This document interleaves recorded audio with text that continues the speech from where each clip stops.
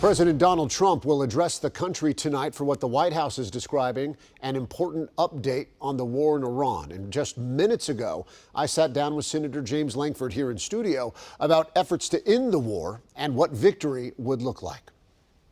There was a new Ipsos Reuters poll that came out that said 66% of Americans want an end to the war in Iran, even if it means we do not achieve all of the president's objectives. Only 27% said that we should stay to make sure we finish that mission. And that's something I know you have cautioned against, not finishing the mission here. Why is that? Once you're in it, you better finish it or it gets much worse. And that's the hardest part about this is this has been brewing for 47 years now, that Iran has been just picking at America from the beginning, from the hostage crisis in 1979 to the bombing of the Marine barracks in Beirut to numerous terrorist attacks between then during the war with Iraq. It was Iranian Shia militants that actually trained people on how to kill Americans in Iraq. We had around 600 Americans killed directly by Iranians, the Houthis attacking our ships.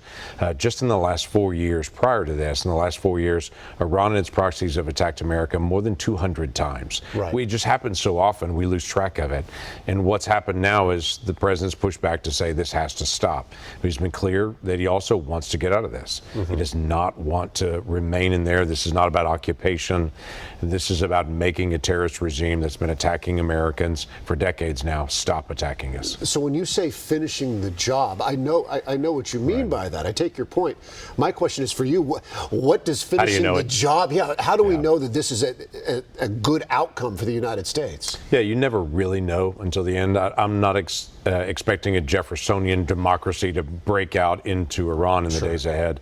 It'd be great for the people of Iran. Quite frankly, they live under the oppression of this regime like the entire region is. I think the key aspects of it, no nuclear weapons program. That's got to be clear, and it's got to be certifiable. That means we've got to have inspectors go in to make sure that doesn't actually happen. So no nuclear weapons program, no ballistic missile program to be able to create something to be able to fire a nuclear weapon, which has really been their target to be able to do that.